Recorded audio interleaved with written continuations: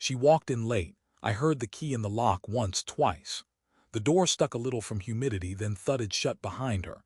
She didn't glance toward the living room where I sat silent. Her eyes flicked past me like I was furniture. Her coat hit the back of a chair, missed, and slipped to the floor. She left it there. "You're still here." No warmth, no surprise, not even the decency to fake either. I didn't respond. I just stood, not in protest, not in retreat. Just to see if she'd react. She didn't. I stepped aside and she walked through the space where I'd been, eyes already on her phone. I didn't follow her. I watched the hallway until her shadow disappeared behind the bedroom door. I'd been waiting, not for a fight, those had stopped months ago. I wasn't sure what I'd expected, really. Some acknowledgement, a flicker of the woman I used to know, even in passing. Instead, she gave me silence without tension. The kind that doesn't snap because there's no cord left to break. I didn't move for a long time. On the TV, something cheerful played with the volume low. I'd left it on by habit, not interest. Just enough noise to compete with the thoughts I didn't want to hear echo. In the reflection of the dark window, I caught my own outline. Upright, still, waiting. I used to love her timing. The way she'd pause before a joke, or how her laugh always broke half a second early in comedies. It made me feel like we were in sync, like I could feel her reactions before they happened. Now I was just watching door frames, wondering what she'd say next, but she didn't say anything else. Not even good night. I sat back down. The couch felt too big again. There was a time when we couldn't leave each other alone. Our hands found each other under tables, our knees bumped under blankets. She used to look at me like she had a secret. Now she moved like I was a technicality. She hadn't touched me in 4 months. I'd counted without meaning to. I stopped reaching out after the third brush off when her hand froze under mine and stayed stiff until I moved. Then came the excuses. She was tired, stressed, needed space. I gave it. She never came back into it. That night, as I lay in bed facing the opposite wall, I heard her laugh softly into her phone in the other room. A sound I hadn't heard directed at me in half a year. I closed my eyes and tried to remember what her laugh felt like when it was ours. The door didn't creak when she came in, but I heard her plug her phone in. I heard her sigh. She didn't say good night. She stopped saying good night a long time ago. I was still awake when her breathing shifted into sleep, and I stayed awake for hours after. I used to fall asleep to her breathing. Now I stayed awake because of it, soft, even unaware.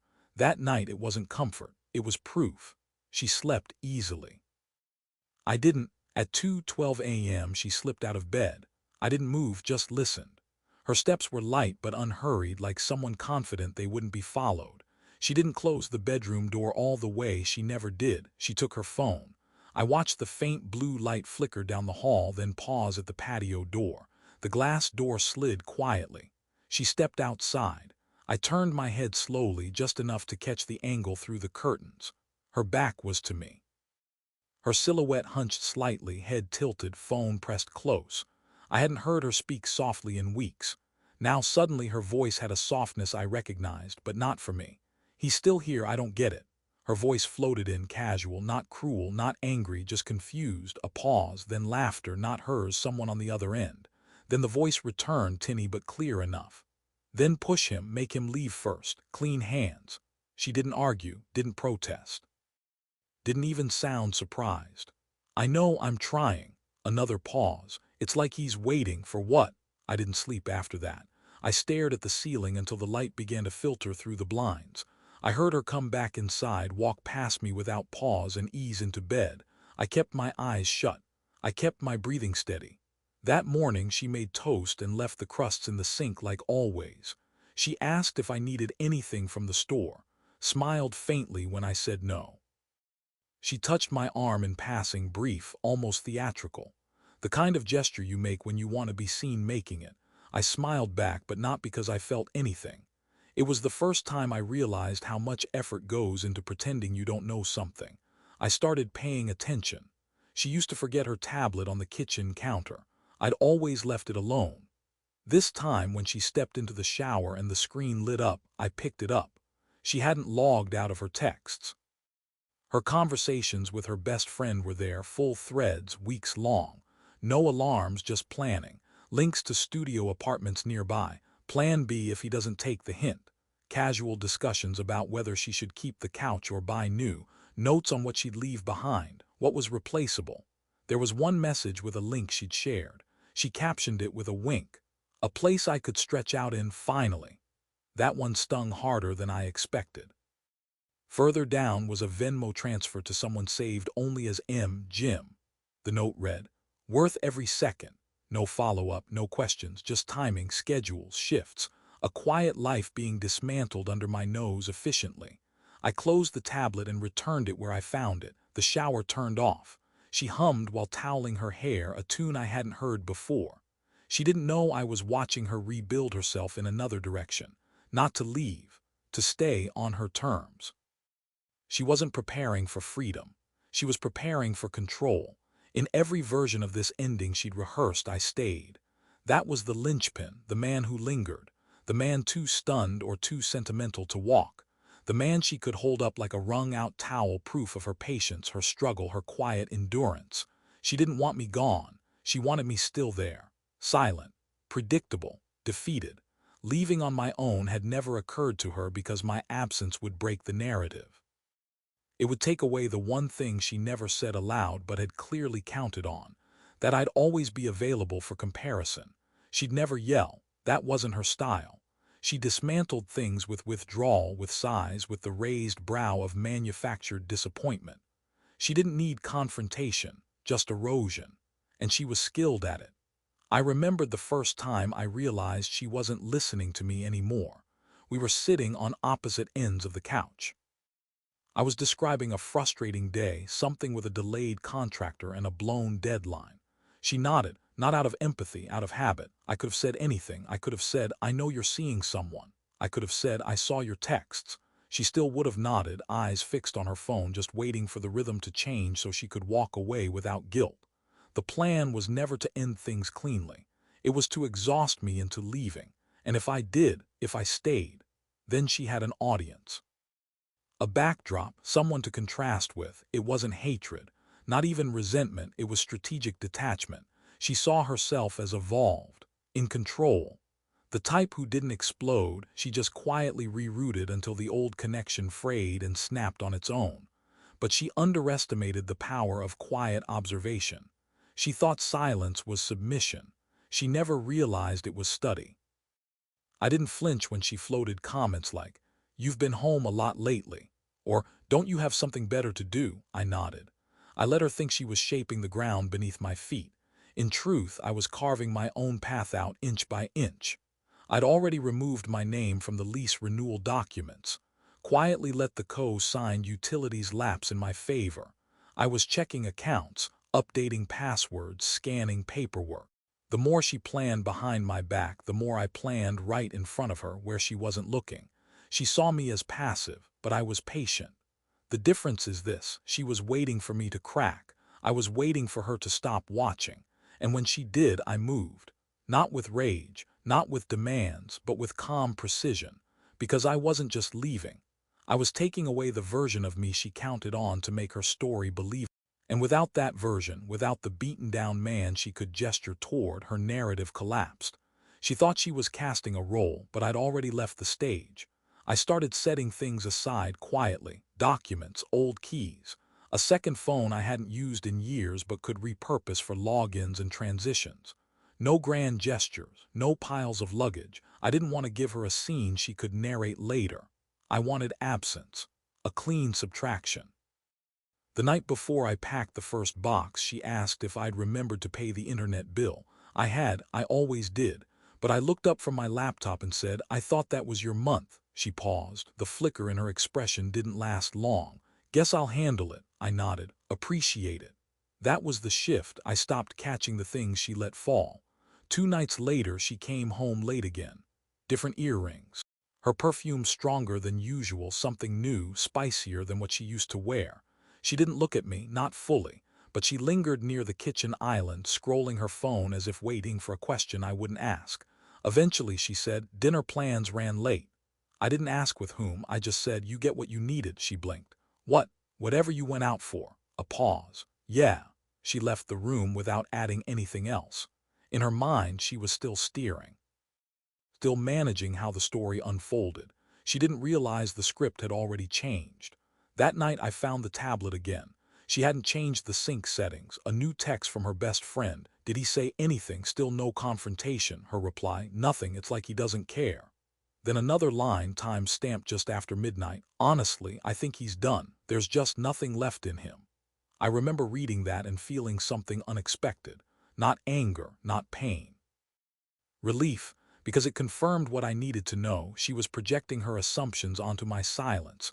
She thought detachment was defeat. She had no idea what I was building. Further down the thread, they joked about options. Can't go back to someone who folds laundry for fun. Yeah, Jim doesn't even own a hamper. Laughing emojis. Screenshots of apartments she'd bookmarked. One was just a block away, so I can still swing by and get mail if needed. She was designing a future in fragments, keeping the parts of the past that served her. She didn't want to leave. She wanted to float between.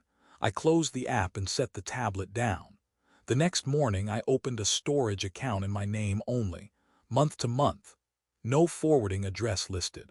That evening, while she was at whatever new version of dinner plans she'd rehearsed, I started with my books.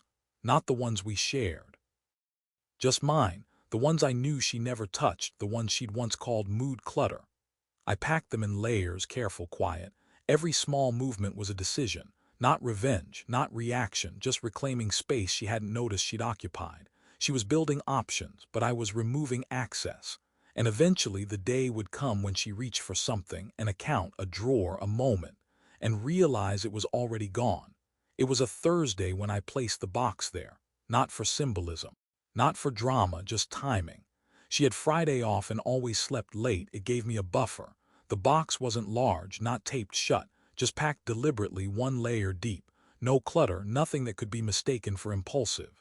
Inside were the essentials, a folder of account statements, spare phone, passport, a few things that would have raised questions if she noticed them missing later. Next to it on the table I left the house key. No note, just the key. Beside that my wallet lightened.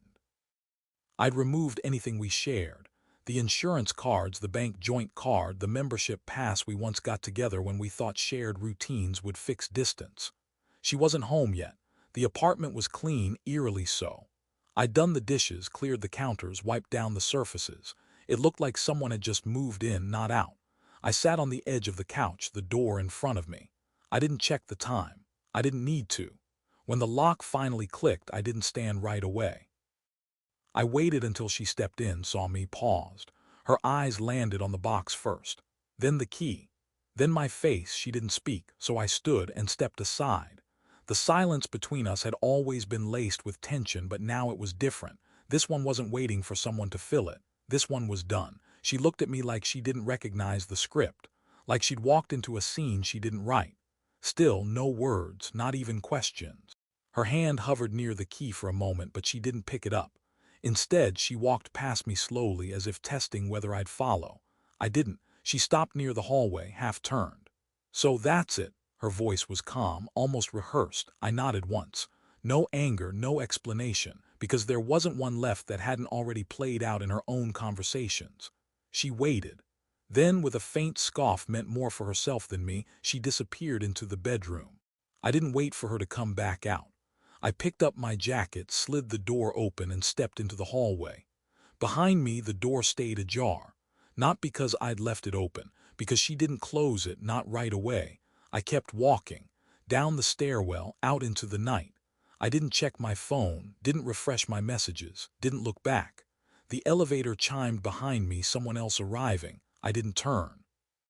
Because the moment I stepped aside and she walked past, I knew the shape of her story had cracked. I wasn't staying to complete her version. I wasn't leaving in shame. I was walking out on my terms. And when the door finally closed behind me, it wasn't her decision.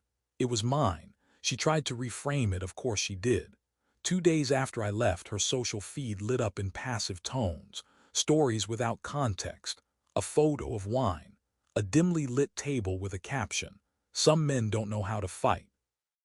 I didn't react. She expected I might. She expected I'd respond somehow, publicly, defensively, emotionally. That I'd prove her version of the story by trying to reclaim it, but I didn't. And neither did the people she thought would clap along. Two of her closest friends unfollowed her within a week. One even took the extra step screenshots. I didn't ask for them. They just arrived. A text from someone I hadn't spoken to in months. "You should see this." Attached were her own words, messages I'd read already now floating in someone else's hands. "Just need him to be the one to walk, makes everything cleaner. Not trying to upset him, just want to reset. Can't have him telling people I edged him out." Those were hers, not framed, not twisted, and now surfacing in the places she once used to stage her version of calm control. When the screenshots circled back to her, she posted a single black screen. Some people forget loyalty. No names, no context, but silence followed. No replies, no likes, not even from Jim.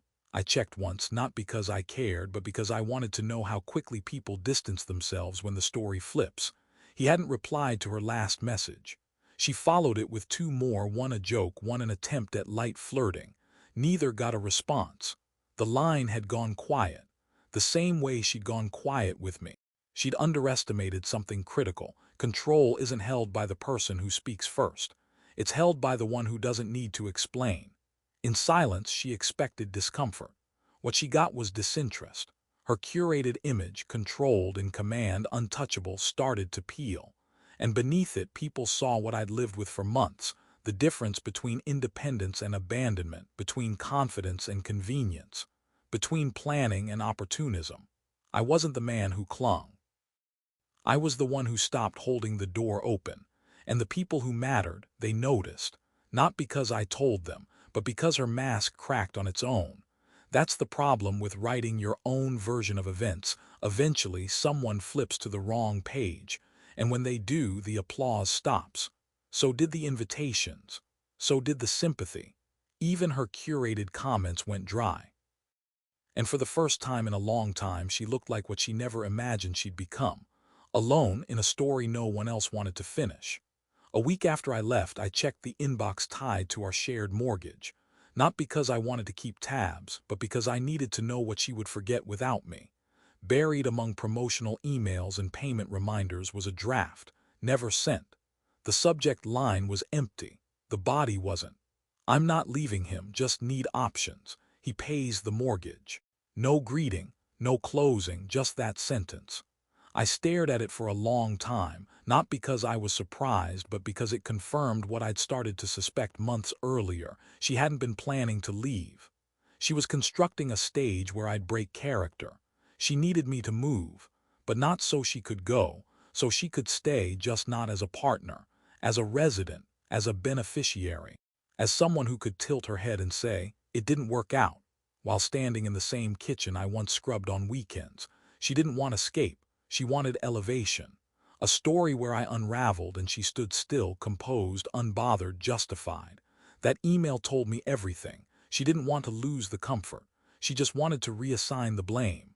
Even that connection, if you could call it that, wasn't about passion. It was leverage, a comparison point.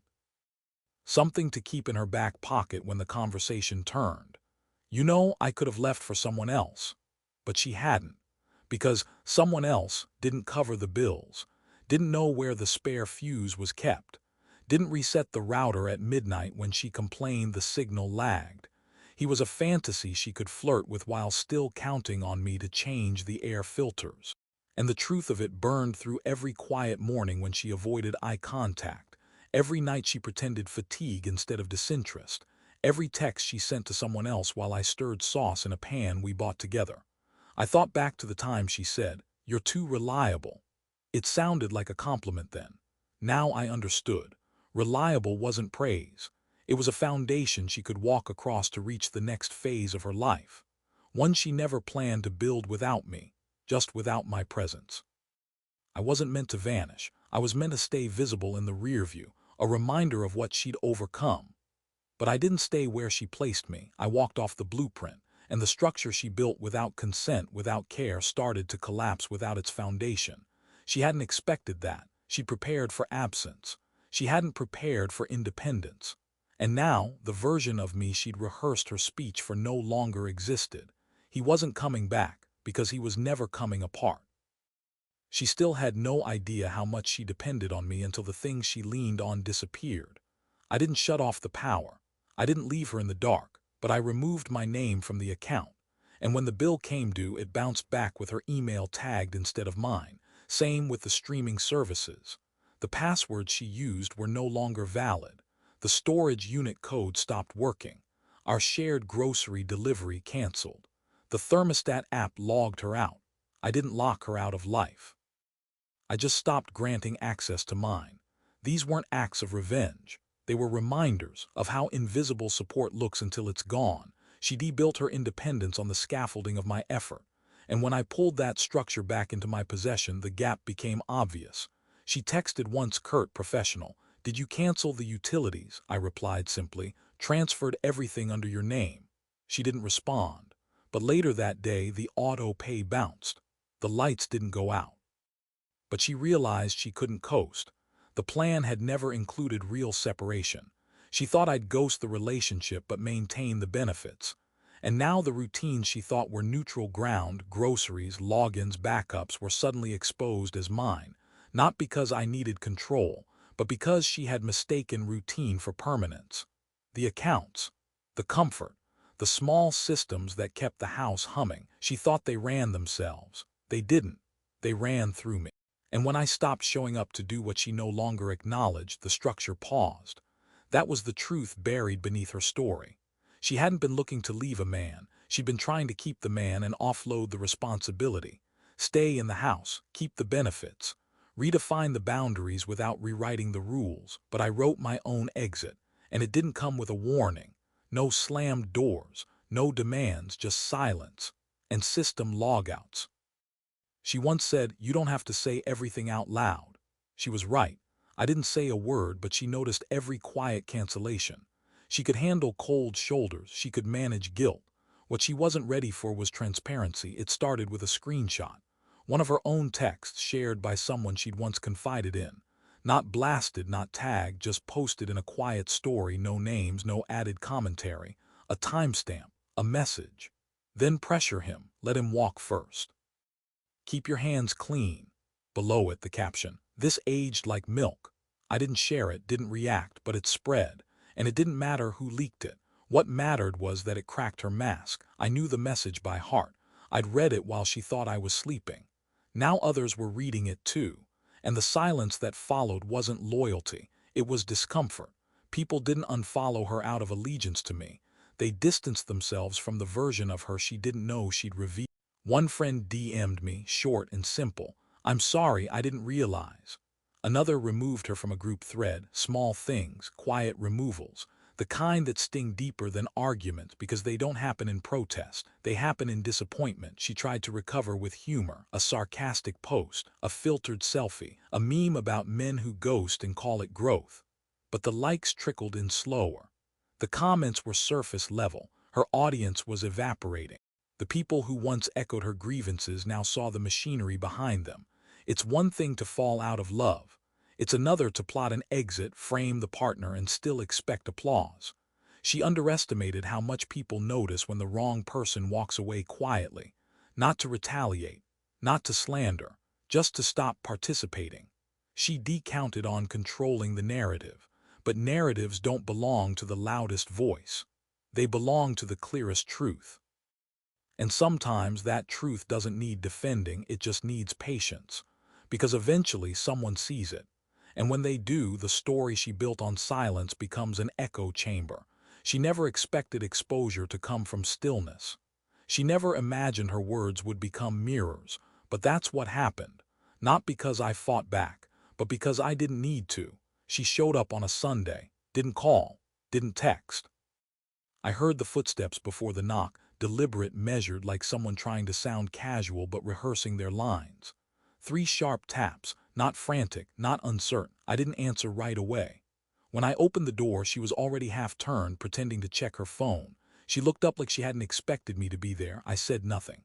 She stepped forward, reflexive, like she still assumed space would part for her, but I didn't move, not away, not aside, just stood, solid, present. Behind me, the apartment was clean, stripped down to essentials. She couldn't see inside, but she could feel it, that absence. The gap where her voice used to echo, the scent of her hair product no longer lingering in the hallway. She cleared her throat like she was about to speak, but I lifted my hand, not to silence her but to stop the pattern.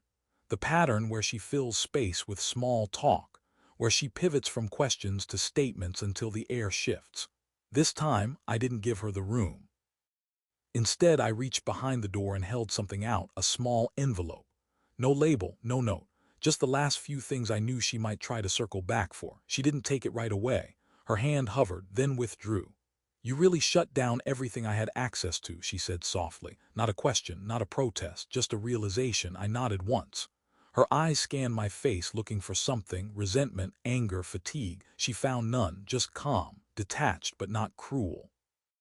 Because it wasn't vengeance, it was finality. She swallowed hard, glanced down the hallway behind me again, and then asked, "So this is it?" I didn't respond. Instead, I stepped aside, just like I had the first night, an invitation without words, but this time not into a shared home, into departure. She hesitated. Then slowly she stepped out. I held the door for her, not as a gesture of grace, as closure. When she crossed the threshold, I didn't speak, didn't follow. Just waited until she reached the landing, paused again, then turned to look. Her face said what her voice wouldn't. She thought there'd be a crack left to wedge herself into, a thread to pull, a reason to stay adjacent, but I didn't give her one. When the door closed, it didn't click, it locked. And then I bolted it, not out of fear, but certainty, not an absence, a closure. That night I sat at the small table by the window. No music, no ambient noise, just stillness. The kind that used to feel heavy. Now it felt earned. I didn't scroll, didn't refresh. My phone lay face down beside a glass of water. Across the room, her shadow no longer lingered in corners. No trace of perfume, no shoes left out, no towel hanging off the back of the bathroom door. I could finally breathe in the space without adjusting to someone else's rhythms. But the quiet wasn't victory. It was cost. I'd lost something too, not her. But the belief that shared history guaranteed shared future. The idea that routine meant safety. The comfort of thinking loyalty alone could hold something together. Those things were gone, and in their place, not peace, not yet, but clarity. She had planned her exit in whispers, dressed it in logic, coded it in patience. I'd walked through mine alone, box by box, click by click, reclaiming each piece of myself she'd quietly pocketed along the way. There was no final monologue, no explosive finale. Just silence layered with decisions. I hadn't burned the bridge. I had walked past the water's edge and kept going, and I hadn't looked back. The messages from friends trickled in slower now. The initial shock faded, the screens dimmed, people moved on, so did I, not dramatically, not loudly, but in the way a tree grows a new limb where one had splintered, not perfect, but reaching. The couch still felt unfamiliar without her, but I no longer sat on the edge of it, waiting to be noticed. I filled the shelves with books she never read. I changed the soap. I rearranged the kitchen so it made sense to me. Each small shift said something she never would. "You're allowed to exist for yourself now." That was the quiet I kept. Not the silence of loss, but the silence of reclamation. It didn't cheer, but it stood firm.